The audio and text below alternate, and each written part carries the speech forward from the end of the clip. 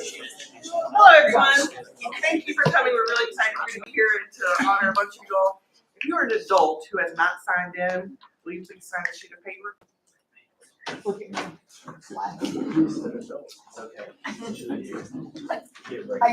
She gets passed.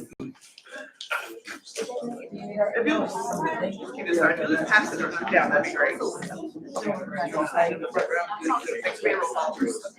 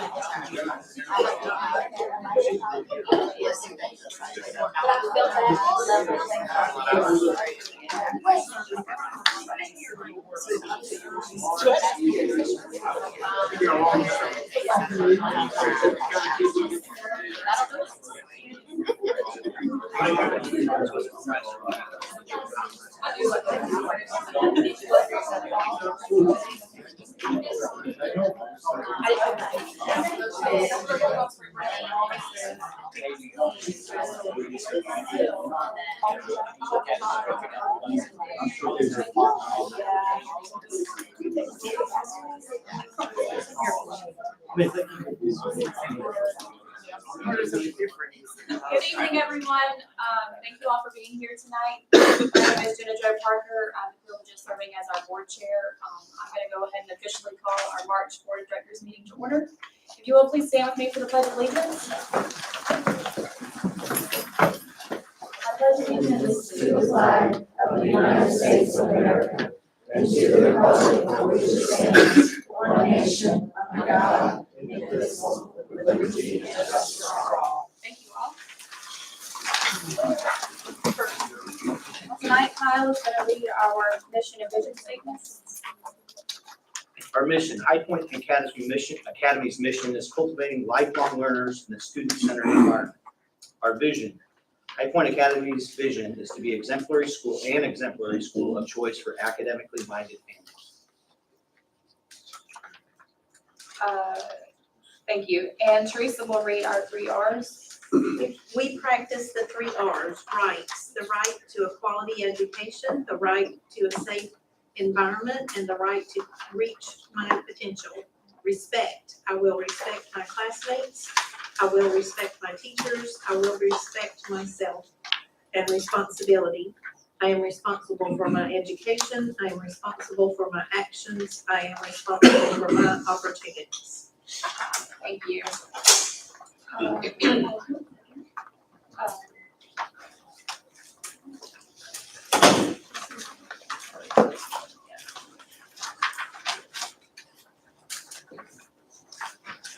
And then Matt, Mr. Nesberg is going to lead us in our invitation. All right, let's pray. Thank you, God, for the opportunity to meet here tonight. We ask for your wisdom as we seek to serve the families, the students, and the teachers of High Point Academy.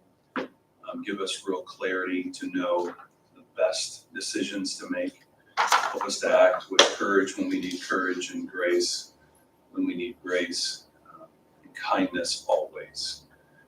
So thank you for being good to us and providing at every turn. We just ask that you would do even more. In the name of Jesus, amen.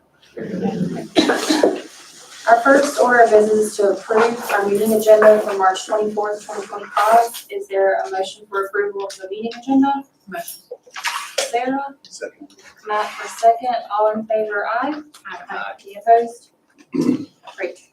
Our Grizzly Spotlight.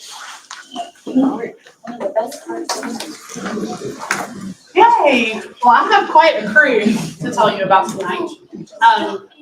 We have what's called Grizzly Growl, is our elementary news show, and we have 5th graders who audition and are chosen to run our news show every year. And so this is this year's crew, and 2 of them are here tonight, and I would like to recognize Olivia Hagan. Come on up, Olivia.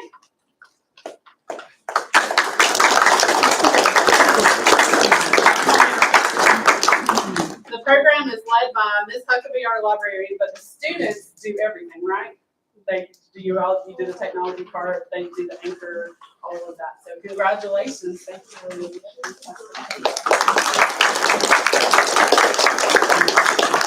Bellum and Bee.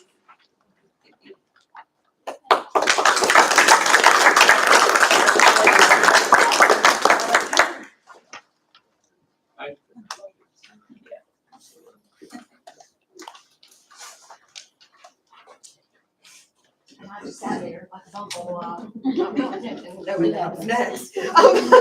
So I'm excited to say that ours that we are recognizing tonight is something a little bit different. Normally, we kind of focus on something that's been big, that's going on in the school. However, the ones that we're focusing on tonight are students that we call demonstrating Grizzly character. They were kind to another student, advocated for another student, took up for another student. They did the right thing.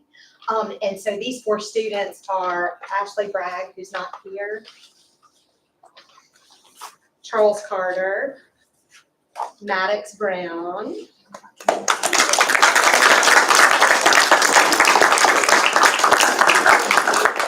Graydon Cochran.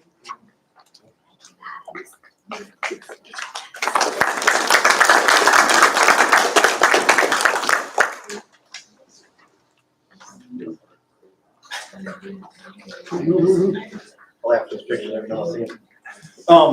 I'm fortunate that I get to recognize 3 of our outstanding athletes.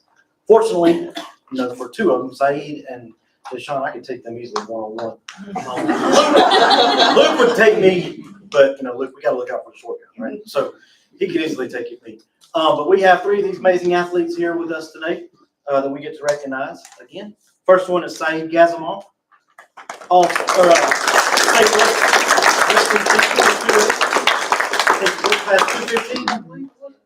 think that was 2 weight classes above where he normally wrestles. Is that correct? Yes. So that's a major accomplishment. That's a major accomplishment. I think he talked his opponent to death. It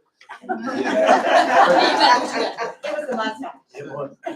Our Region 2A Wrestler of the Year, Luke Johannes.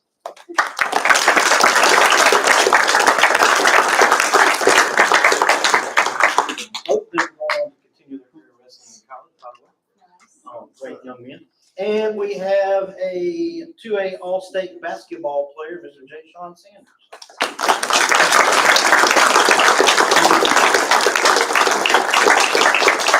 Coach Carter's also here with Jay Sean to help him. Good job, young man. Brad, look, golly.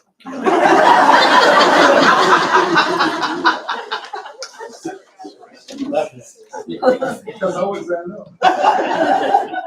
My goal is to turn Jay Sean into a bodybuilder by next year. If you're a junior on the basketball court, we want to smush people. So, that's the goal for next year.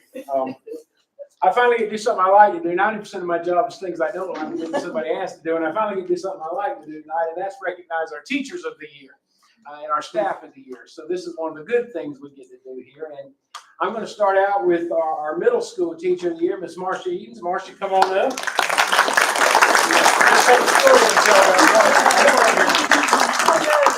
Now, Marcia is married to Mike, who is our plant facilities manager. And I don't know who's being punished here, but anyway.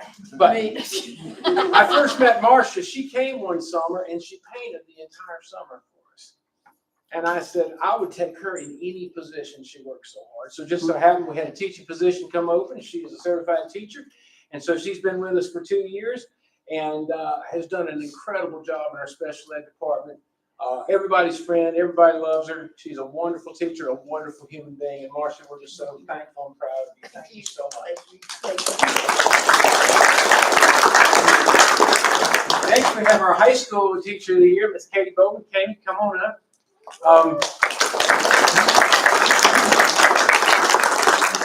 Katie does our cheerleading squad. She teaches dance to everybody. She even tried it with me, but it didn't take too well because I'm not a very good student. But she teaches full time. She does all the dancing for all the plays, all the recitals. She does everything. And she's working on her master's all at the same time. I don't know how she does it or where she finds the time. But we're just grateful to have her. She is a fantastic teacher and a wonderful person to be around and a great role model for our students. Katie, thank you so much.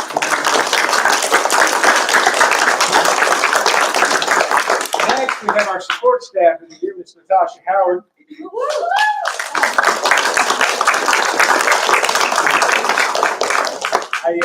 I thought about writing a job description for Natasha. She's supposed to work in the library. Natasha does about 17 jobs, and anything that nobody else wants to do or can do, Natasha ends up doing it. And you'll see her all over the school doing something nice for somebody and helping somebody. And if you want a true friend and you want somebody to get the job done right, Natasha Howard is the person. Natasha, thank you so much for all you do. And last but definitely not least, we have our elementary teacher of the year, Miss Mary Kimball. Miss Kimball, come on up. Miss Kimball was not only our elementary teacher of the year, she became High Points teacher of the year, and she goes on to the district competition, where hopefully we'll get invited down to a luncheon and she can win the district teacher of the year. So that's the hope and the goal. Going into her classroom is like watching a perfect machine operate. She does such a fantastic job with our kindergartners.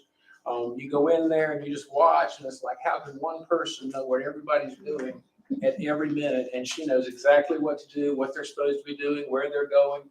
Just a fantastic teacher. It's an honor to serve with her, and congratulations for being our teacher of the year.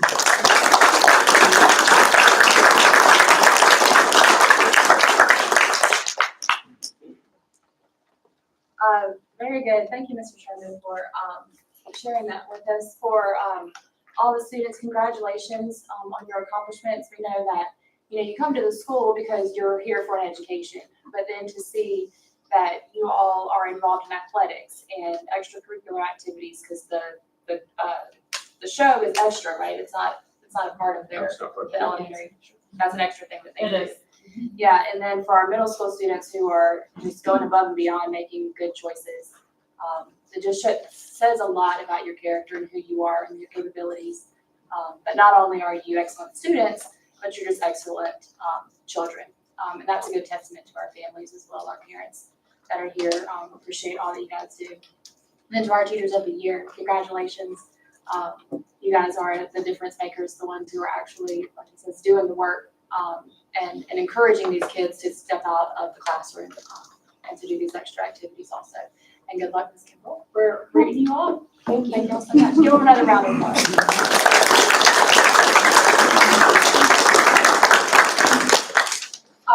Our meeting is going to continue, and you all are welcome to stay if you like. However, if you have other activities to attend to tonight, and you came for our Grizzly Spotlight, we appreciate that. But if you want to stay, you may. If you want to leave, now is your time to get out. Thank y'all for being here.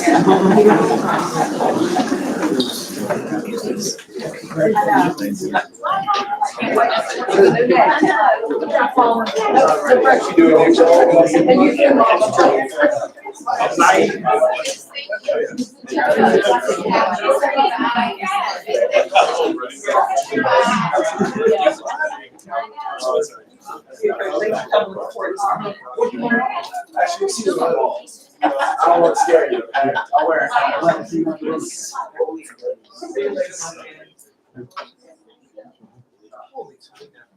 Brian, those were some pretty good speeches that you gave. Unscripted. Did a great job. Yeah. All right. Us, we're next. Approval of our minutes for the February 24th board meeting. Motion? Yes, a motion. Is that Teresa? Thank you. Second. And Kyle, second. All right, motion and seconded for the approval of our February 24th minutes. All in favor, say aye. Aye. Wait, was there any need for discussion, anything on the minutes? Apparently not, because we just approved them. Any of that? Okay. School business. As the good pastor says, this will be brief no matter how long it takes. Don't laugh.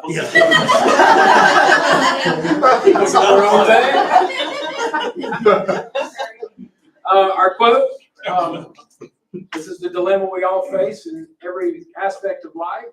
We can accept as they are or accept the responsibility of changing things around us. And you don't have to tell me which one you are, but we all have that choice to make. Important dates. Application lottery is tomorrow. We'll be sending stuff out. Literacy STEAM Night is the 27th, called STEAM and Stories. Katie, would you like to speak to that a little bit? We talked about it a little bit last month, but we're really well prepared. We've got, like I said last month, we have Chapman Cultural Center is coming, the Spartanburg Art Museum is coming, Lions Club is coming, Kiwanis Club is coming, Sylvan Learning Center is coming, the local library is coming, in addition to the food trucks and first responders that we're gonna have. We've got a bunch of great literacy events and planned, and we also have a lot of hands-on activities that will represent all 5 letters in STEAM. Good. So it's free entrance for anybody who'd like to come. And I think we have 8 families from the lottery who are gonna come. Get What's the plugged time? in. It's 5 to 7 on Thursday. We get to learn that. Good. Some upcoming events, piano recitals, April 1st and 3rd. Spring break is April 7th to the 11th. The dance showcase, April 15th and 17th. Art showcases, April 22nd, 24th. Teacher Appreciation Week, May 5th through 9th. Graduation, Friday, May 16th, 6:30. By the 1st of May, you'll be getting your tickets, your parking passes. And a young man by the name of, last name is Hernandez, Julio Hernandez will be our speaker. He's from Clemson. The only person in Clemson we could find that could read, so we brought him up. Easy now. And moving on the agenda. Mr. Sherman, one thing real quick, I see some people writing some dates down. We did make one change about 2 hours ago on, and Ms. Nesberg didn't know it, so she wasn't able to make the change. Dance showcases. May 6th is gonna be the high school, not April 17th. That's due to a conflict that, athletics and arts had to work Okay. out. So All right. they worked that out and we changed it to May 6th. Okay, thank you very much. And looking forward to graduation. Lottery update, Mr. Lancaster. So lottery has done well this year, we think. I ran these numbers on Friday. It was 318. Actually, we had 327 today, so we picked up 9 over the weekend. Just to put that in comparison, on March 21st of last year, we only had 270 in the lottery. Not only do we have more students, more of them are elementary students, which is really what we have pushed, was to try to recruit elementary kids, so it seems to be working. We had 102 kindergartners as of Friday. We had 76 previous year. I cannot remember the last time we held a lottery and had 100 kindergartners in it. Yeah. So I thought that was, we actually told Kelly to go ahead and hire another kindergarten teacher. We're working on it. Yeah. If y'all remember, for most, this is the first year we dropped down to 4 kindergartens. This is the first year. Yeah, most years we have had 5. So we dropped down to 4. We try to do 20 in a class. So we've got 102 right now. We'd like to do 6. Yeah, we would like to get up 6. And then But that's 5. yeah, that's 5 right now. And then that next line down there, last year between March 21st and August 1st, we went from 76 to 116. So we picked up 40, and that's, so if we're already at 100 now, and we pick up 40 more, I think that 120 is a very reachable. Is 20 about the max of kindergarten? 20 is the max that we like to put in the kindergarten class. Yeah. We could do 21, but we like to see it. But We yeah, had no, we 2 may, classes this year with 21. Oh. 20 is a great kindergarten number with 2 adults. and it makes us stand out from the other schools. I mean, there's a lot of kindergarten classes that are 25, 30. Right. And they don't have an assistant.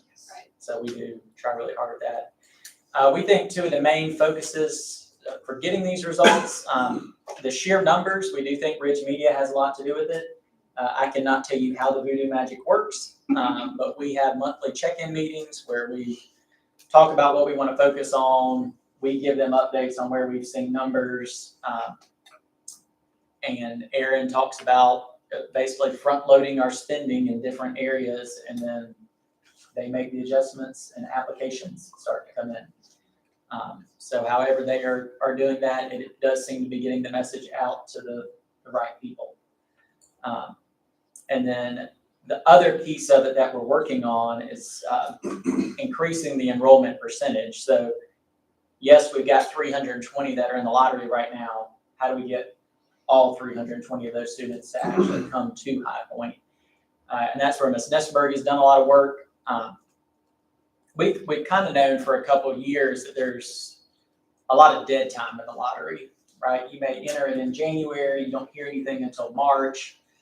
And then from March until the start of the year, when you maybe get a school supply list, you just don't hear anything. And we want to keep parents excited about coming here. So that's why we've invited parents in the lottery to family night, and we've invited them to Stephen Stories, and we invited them to Percy Jackson. One of the other things that we're planning for kindergarten is a kindergarten camp. It's not quite an in-person registration, more what it is a chance for the kindergartners to come, meet the teachers, do some early level assessment with them. So just things to try to keep families engaged so that we can get a higher percentage actually in the school on day one, even they've been in the lottery. For kindergarten camp, is camp spelled with a K? I would refer that to. Just want to make sure it's not, since we're an educational No, institution. it's not. It is not. It will be with the C. We're starting early. Good job. Next one, I did a little linear regression here just because I'm a math guy. So what this is, the days at the bottom is the days from March 21st. So the blue line is how we trended last year. Like I said, going from 76 to 116. So if we were to kind of have that same projection, we would actually be over 200 kindergartners. So I don't know that we will get quite that high. But I do think it's pretty promising that we will definitely have 100 and very well maybe looking to hire a 6th kindergarten teacher. We do actually have a 6th kindergarten classroom at the end of the hall that was never, it's been used as an intervention classroom. It's never been used as a full classroom, but it could be. So we've got the space for it. Great. If you ran this for total population, what would it look like, I don't know that one. And it might be good for budgeting and thinking next We, year. we looked at, me and Greg did look at numbers. If so many drop out and so many come with what we have, we think we could start the year at about 1265. But there's a lot of things to happen between now and then to get to that number. But we feel like we've got a lot more elementary kids. High school kids usually come later in the year, but it's the elementary we focused on. We've done a really good job with. How many first graders do we have coming now? 30 some? I was gonna say 27. 27 first graders. Last time I checked, it was 46 for incoming first graders. So we've got a lot of Sure, kindergarten and first graders. Graders. Are both transition years for us. Because a lot of people. That's new first graders? So we've really, I think Ridge Media has helped us, Katie focusing on contacting them immediately get in, keeping in touch has helped quite a bit. But, let's hope, Gray learned a lot at college with his math. Can I ask a question? So 6 is our maximum number of K-5 classes. If we Right have now, more than yes. 120, what's our maximum that we would do in a K-5 class? 21. I think on the roster, we would put 22, knowing that probably not all of them would show up. So that's 132, Yeah. 132 people. And so we cap it at 132, I assume. Yeah, we would have to go to a wait list at that point. Just curious. Yeah. It's good Yeah, I for mean, the other side of it beyond that is 120, and that in our other grade levels, if they move up, Right. that's our cap. Right. And at that point, we jump up to 24 with 5 teachers, or which accommodates for it a little bit. So I followed you there, is you have a capacity issue as you go up in the grade levels if you have. Well, we do have the option, we could take some high school rooms and let the high school teachers rove and create some extra rooms if we had to. That's a possibility, because high school teachers have different periods and they can rove in their planning periods.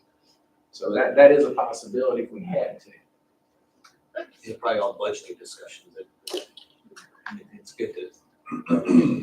I hope we have those problems. Hey, one more thing, Greg, just hang on to those numbers for the purpose of communicating to investors in the future. I think that'd be helpful, thanks. To have data helps.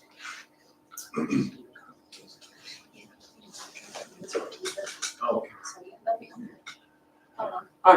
Moving along, some strategic plan update, focus area 1 was student achievement, exemplary learning opportunities. And 2 of our goals there, one was increase rigor and the other one was develop comprehensive pacing guides. So let me real quick share with you about the pacing guides. For the last 2 years, we have been doing our pacing guides. Basically, what the pacing guides are is these are the standards that the state says you have to teach. This is how much time a teacher thinks they're gonna have to spend on each standard. And then they try to break it down, so 99.9% of their time is teaching the standards that we're gonna be tested upon. So developing that pacing guide and getting that alignment correct is very important to us. Increasing rigor also goes with that, but increasing rigor has a lot to do with other things as well, such as assessment. Now, most people think if you give somebody 50 problems, that's increasing rigor. That's just busy work. Increasing rigor has to do with what have they learned, depth of knowledge, we call DOK. So if you go to Bloom's taxonomy there, the first, Bloom did this many years ago. He said there's 6 stages of what people, first one is remember, then understand, then apply, analyze, all the way up to create. So one of the problems that education has had for many years is a lot of our teaching and assessment is in field 1, remember. Now, there is not any discipline I know, even in math discipline, where there isn't some basic remembering facts that you have to do. Then you go to understanding, then you go to applying, analyzing, evaluating, and those kind of things. So right now, the state test for EOC and for the younger kids, only 15% of the test is written at remember. 85% of the test is written at those other standards. There's not a lot of create on the test, but there's a lot of understand, apply, analyze, and evaluate. So these are the things that our teachers need to get good at, not only in their pacing guides, but in the assessments. So the goal is to get the teacher to write the assessment first. That way they know what they have to teach based on the pacing guide and the number of days they have to do it. And that makes sure that they're teaching to those higher levels. So I'm glad we're working on assessment the rest of this year and next year, because with AI, it gives us some other opportunities. So Greg is taking some of the top 5th graders and spending an hour with them once a week, some of the top math kids in our school in 5th grade. And Greg has come up with some things that he's done now with AI and going to this depth of knowledge and these higher levels. So Greg, why don't you take over? Yeah, if you want to click on that one. That's perfect. So Ms. Cargill asked me to work with her small group. So we do the math test. Most of them are starting it this week, actually. And one of the things that you've heard us talk about for the past couple of years is small group instruction based on the math scores. So she came to me and said, she phrased it as, did I want a chance to go back to teaching some math stuff? I think what it was is these are some pretty sharp kids, and they're starting to break into the realm of algebra, which is a little bit above what normally elementary teachers are teaching their kids. So I decided it would be a good time to practice some of this AI stuff and try to save my notes so we can show it to teachers. So this is an example of it says quiz. They didn't actually get a grade for it. But ChatGPT made this for me. So I've got the link to the chat dialogues that you can see. But if you notice, I told it to make a quiz based on a standard that I gave it. And I said, I want each question to correspond with a different level from Bloom's taxonomy. So you can see there that it broke it out. And it was very handy to give it to the students and see, okay, basically how far down this can you make? I mean, they all knocked out 1 through 3 pretty easily. I'd say 2/3 of them, hit 4 fine. Most did okay with 5, and then pretty much every single one of them struggled with question 6. That creating a scenario to go with it. I think a lot of times our teachers talk about wanting to go deeper into content, but sometimes they really don't know how to do that. They just look to see if the skill is mastered, and if it's mastered, they check off and they move to the next one. And I think this is a good example of this.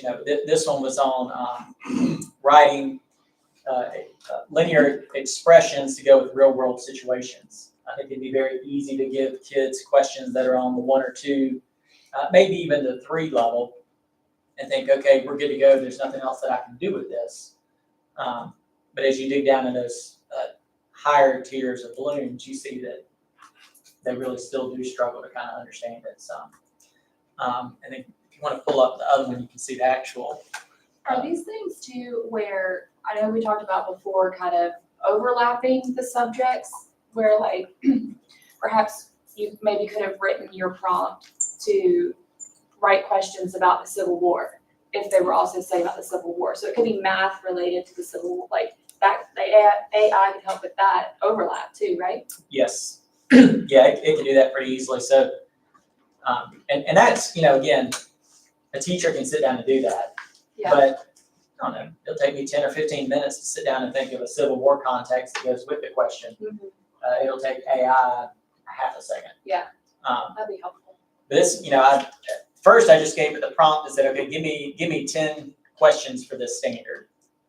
And then I don't know how much y'all played with ChatGPT, but it's meant to be a conversation with AI. So then if you scroll down, I went back and said, okay, now I want it to, each question needs to go with one of the levels of balloons.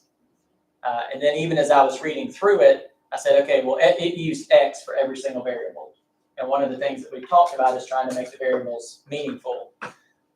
So I said, can you replace the variables with numbers that make sense for the problem? And then if you scroll down, I realized that what I was thinking in my mind and what I typed for the prompt is not what happened. It took all the variables out and put numbers. So then I went back and said, I meant to say, can you replace the variables with letters that make sense for the problem? And then if you scroll down, you see. But I think that's, if you're not familiar with working with AI, that's what we've got to get teachers and students eventually to understand, is kind of that back and forth. But again, I could have sat down and made that quiz up by myself, but I did that whole process in 3 or 4 minutes with ChatGPT. And if you think about in a elementary or middle school where we're trying to get our teachers to do small group instruction, if you've got 6 different groups and all that gets multiplied, right? So if it would take me 10 minutes to sit there and do that on my own, but I've got to do it for 6 groups, now it's an hour. If it takes me 2 minutes to do it with AI, well, now it's just 12 to 15 minutes to get ready for 6 different groups. And then I've got an assessment form that I can use. So it's a very powerful tool for teachers. If we use it right and teach teachers how to use it correctly, it should enable them to do more with their kids than they're doing right now, just from a time saving standpoint. But with the level of balloons, I think that's a quick way for teachers to run their assessments through and say, okay, is this really as high a level as I think? Most teachers, if you said, how difficult is your test, so to speak, they'd say it is, but when you start really going through it, you see it's really just a lot of level 1 and level 2 understanding. And I think part of that is it makes the teacher feel good, right? If you're giving mainly level 1 questions, all the kids get A's. You feel like you've done a really good job. So it can be a huge help as we look to increase rigor and make our assessments match balloons and match what the EOC is going to be. All right. Kelly, is this you? Yes, MTSS is going very well this year. This is data from our elementary area. And you can see the tiers. Tier 1, right now we have 72.7% of elementary students who are in Tier 1, which that's your general core instruction, which is pretty much everybody. 80% is normal, so you can see we're a little bit below that. You hope to have 80 at the bottom, 15% Tier 2, and 5% at the top in Tier 3. So Tier 2, that just means these students need extra help, but not necessarily a specialist to pull them out of the classroom. This might be an extra group that teachers will meet with to go over specific skills. So this is pretty much built into their day in their regular classroom. Tier 3 are students who struggle with some skills specifically here, this is referring to reading, and then they are pulled out. The majority of them, we have a part-time reading interventionist, and you can see 16.8% is what we have right now in tier 3. We have a part-time reading interventionist, and so she serves about 35 students 3 days a week.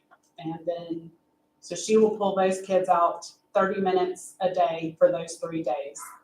The kids that she is not able to serve, because one person can only serve so many students, first grade, our first grade teachers are pretty much doing their own intervention within their classroom. They switch some kids around for a 30-minute block, and they use the same intervention kit that our interventionist uses. So they have decided to do some built-in intervention.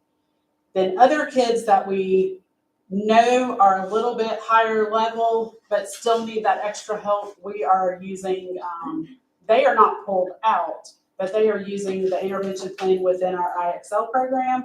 And then they're also using what's called Amira, which is an AI product from our ELA curriculum. And so they spend time every day on those two platforms. And Amira is very interesting because even our kindergarten students use it, and there's a portion to where you read aloud into it, and Amira is the teacher, and she will pop up and say, oh, wait, let's try that word again. So it's like a automatic response to add some tutoring in there. Does not replace the teacher at all, but it's just one more way to have something listen to the student and help them as they read. So that's what our tiers are. We are meeting again, I believe Thursday is our next time that we update and take a look. Okay, have they met their goals? Because each student in the tiers, they have goals, especially in tier 2 and tier 3. So have they met those goals? Do they stay in tier 2? Or right now, we're not moving anybody else to tier 3 because Ms. Stedman, her time is about up, her days. But earlier in the year, we would look at who can move. Has this student met their goal with Ms. Stedman? They're ready to go back to tier 2, have extra time with the teacher, and we have somebody else who's ready to be pulled out for intervention. It's worked very well. I feel like what we're missing this year, though, would be an additional interventionist, and then this year we have not been able to have math intervention. In the past, we were able to have some math groups, but we just don't have the people for that. So we are doing extra math within the classroom with those teachers. Questions? Are you able to utilize any, like, with the way we're structured K through 12? I know that we have senior buddies and that connection with the high school and stuff. Is there anything that can be? Not directly, but we do have quite a few students who work in the classrooms. Like I know some middle school students we have working in kindergarten, and it's very regularly you can walk in there and see those students reading with those children, but not where they consistently serve groups and we keep data. But yes, they do work on skills and they'll help with that because they're very capable of doing that. Like I know it can't be like a true intervention, but you can go read. Oh yes, and they do that. And stuff. The handful that we have that are in the classes, Yeah. they are utilized for that, for sure. That's good. Anybody else? All right, let's talk about middle, Tammy. On to the monkeys in the middle.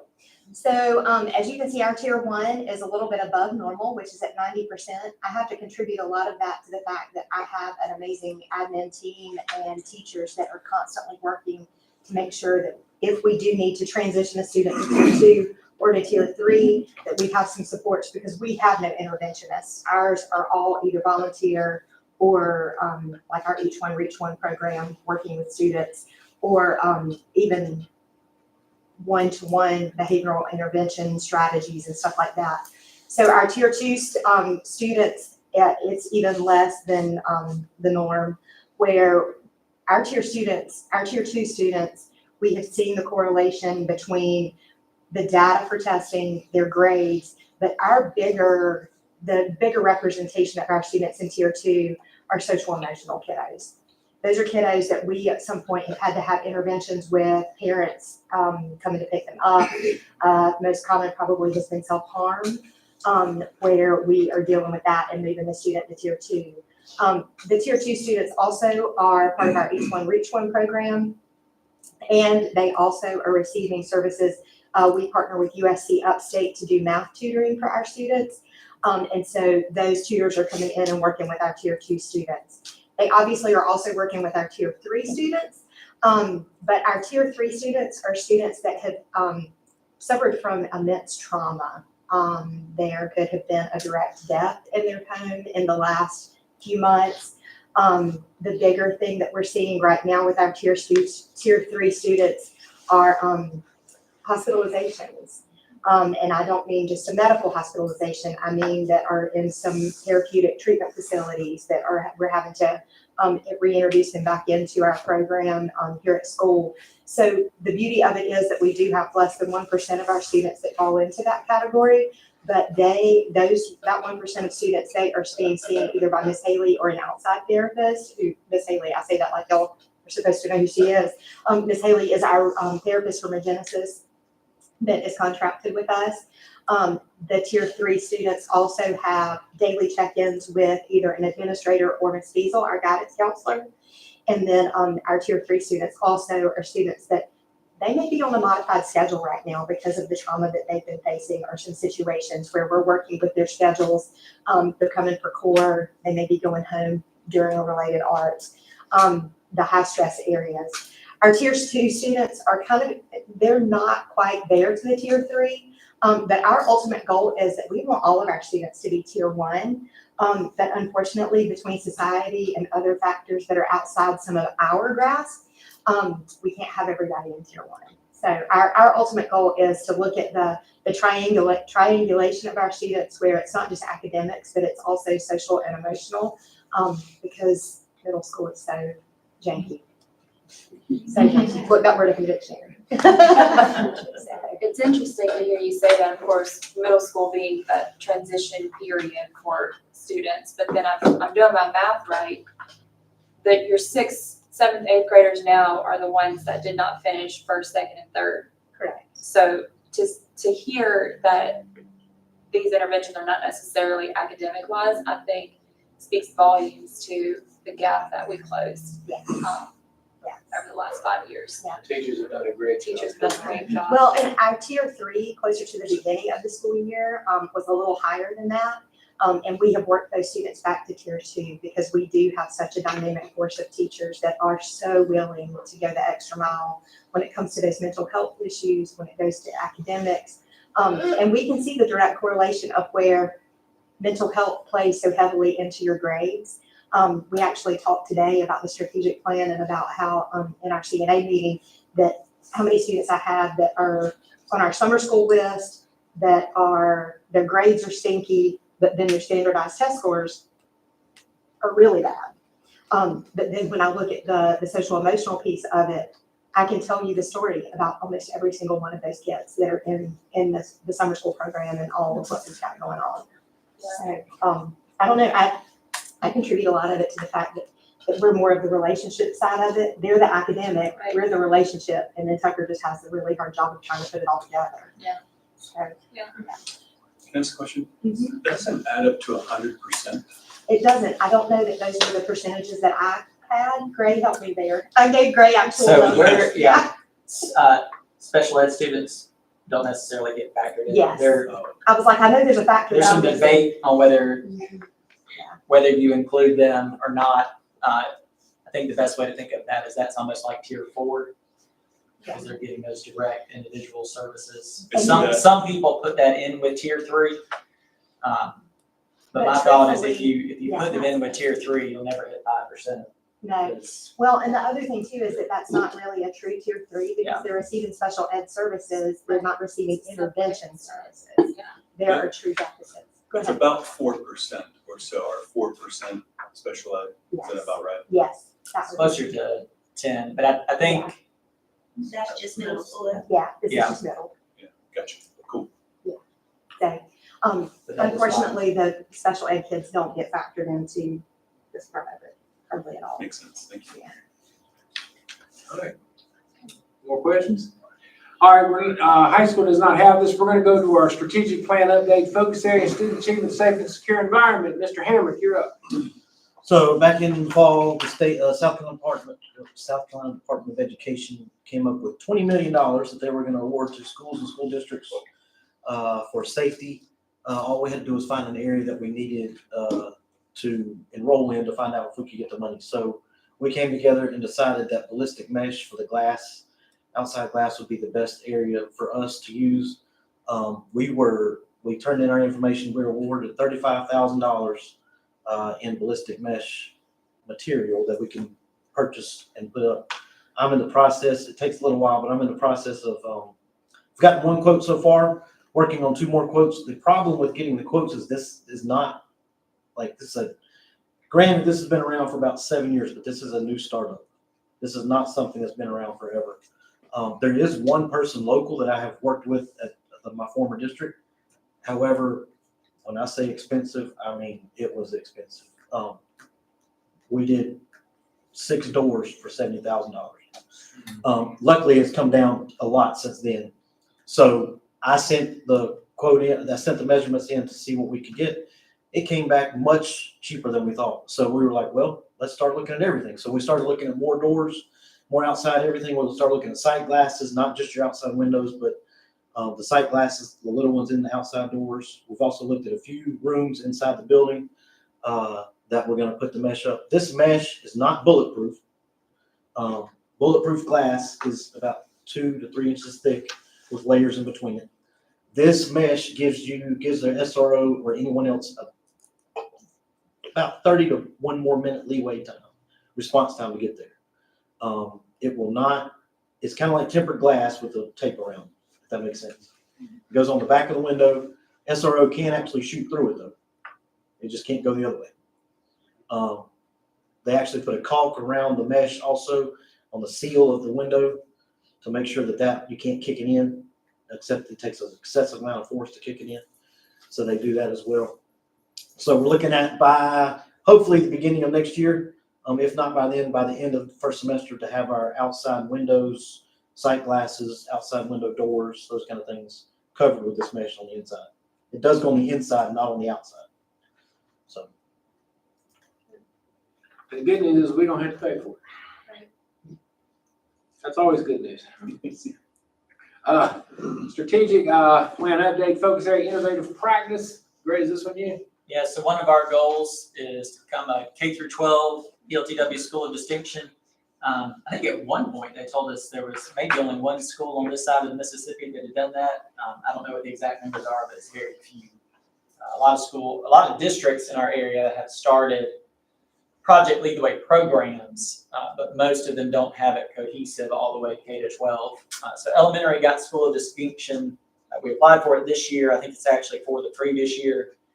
So our goal was to do middle school this year, which I ran the numbers. We met the criteria. I turned that in and I said, well, just for planing, let's see what our numbers are for high school. You needed to have 25% of your students enrolled in a PLTW course, or 33% of your students took one the previous year and this year. We were at 25.7% for total enrollment. So I said, well, we'll just go ahead and apply for all of them. The only thing I don't know is they had a little clause in there about how do you encourage students to take Project Lead the Way, and I said it's really nothing fancy other than we don't have a lot of options. So they kind of have to take Project Lead the Way at some point. So we should get that. And then just Project Lead the Way is a pretty expensive program. We're able to do most of it using state EIA funds and federal Perkins funds. So we get about $15,000 in Perkins and $50,000 in state EIA, and a lot of that goes towards either training teachers or refurbishing the kits and supplies that they use in those classes. And if you want to know what they do in those classes, come to Steam and Stories Night on Thursday. Not much to say unless you're good. Yeah, but we were pretty excited that 2 2 years into this, or not, I guess 1 year into the strategic plan, we were already able to apply for K through 12. We thought that would be a 3 to 4 year process before we offered enough classes and had enough students in them. So that was pretty exciting. And there's like conferences, like Project Lead the Way conferences and stuff that sometimes I see ads for. Yeah, they do pretty big summits. Yeah. All around the country. We can also put people in practice. Yeah. They offer quite a bit. It's cool. All right, moving along. Strategic plan update, focus area, high quality employees. Greg, is this from you or Tammy? Yeah, this is Katie. Would you pull up that, I shared with Katie last minute kind of an email that has the handout that we've used in the, okay, maybe it didn't come to you. Looks like it didn't come to me. Okay, so I'm just gonna read it off of mine. So one of the things that we focused on were trauma and induced skills, because we want our, obviously in middle school, that's something that's very near and dear to me. And so the one thing, TJ Rumler came in and taught the importance of understanding the safety, power, and control of a student, that everybody has trauma. And one of the things that he wants us to focus on is how we recognize trauma, how we're able to identify what to do for the student with trauma, and then how to not solve the problem for the student, but how to support that student. The other thing too that he really focused on was that kind of changing our mindset when it comes to it. Everybody's trauma is different, and he talked about the core strategies of using your hand to think about your brain and the function of your brain and how it reacts to trauma.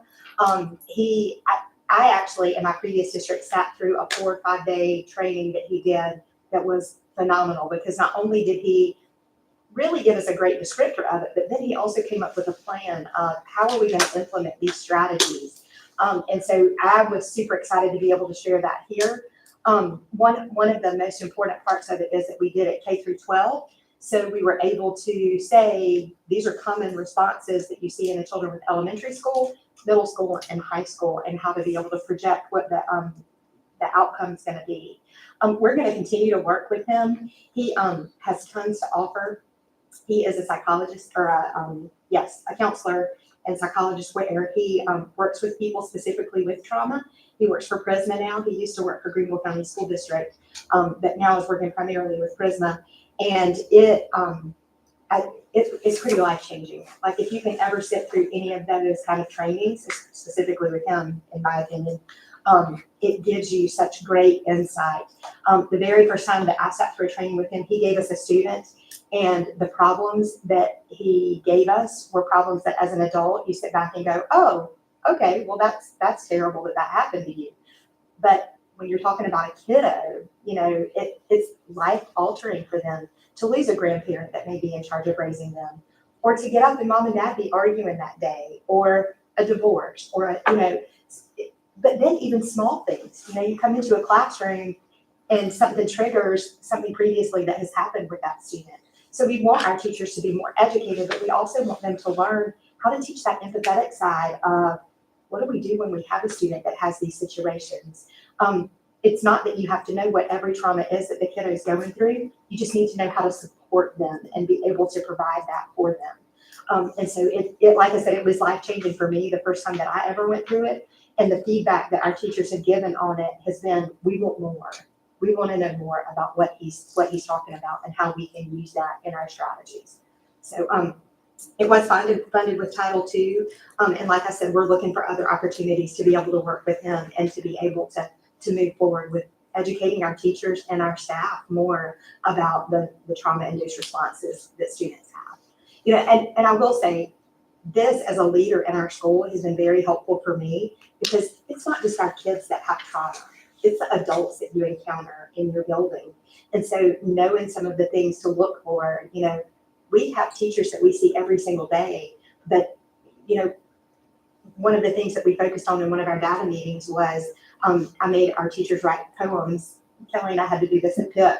So I made them write poems about themselves.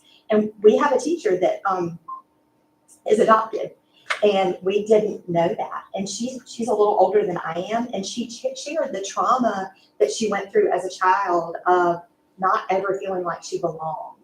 And that she at one point had tried to figure out who her birth parents were, and her adoption was closed. She was unable to find that. So now she'll go to her grave not really knowing who the person was that birthed her. And she talked about how that has affected her and the things in her life. So being able to pick up on those things and not just to be empathetic and be like, oh, I'm so sorry that that happened to you, but to have the right words to say to support her. So this was a lot of the root cause of that, with being able to handle other people. Thank you, Tim. Any questions on that? The last one, we'll do our strategic plan. Our last goal is fiscal responsibility. Before Greg goes through this one, I just want the board to know, at least once a month and sometimes twice a month, our committee meets and we update our strategic plan. And you all have access to it in your folders. You can go in on any given day. But we update it at least once and sometimes twice a month. We go through and update our progress, where we are, what we're doing. So you all can follow this on your own drive and look at what we're doing. I told, we said it's a 5-year plan. I told everybody we're going to slow down. We're going to be done by next year. We've done so much this year. But we're moving at a very good place on our strategic plan and things we want to do. The last is fiscal responsibility, and Mr. Lancaster. Yeah, and I'll piggyback and say I've talked to a couple staff members, and when I asked them for evidence to put in the strategic plan, they're like, why are you doing this? I was in another district and we did our strategic plan, we put it in the folder and we brought it back out and whenever it was time to redo it. So we really are trying to make it something that we actually use. If we're gonna do it, we may as well use it.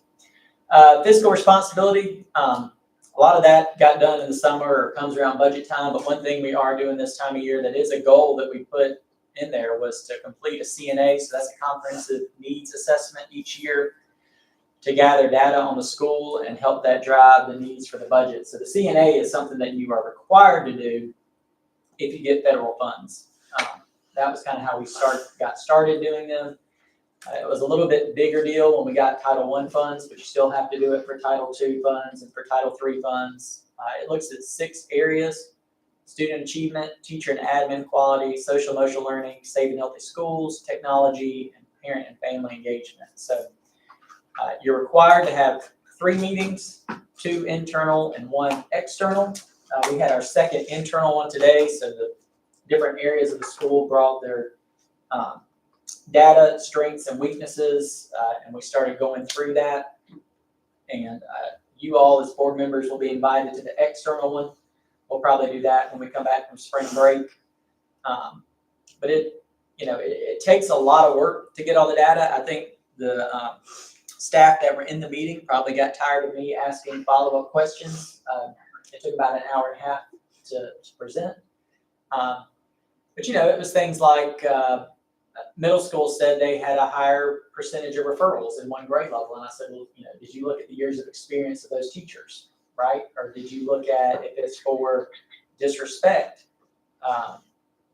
Different people have a different idea of what disrespectful behavior is. Or are we looking into those root causes? But we do want that to drive what we're spending our money on.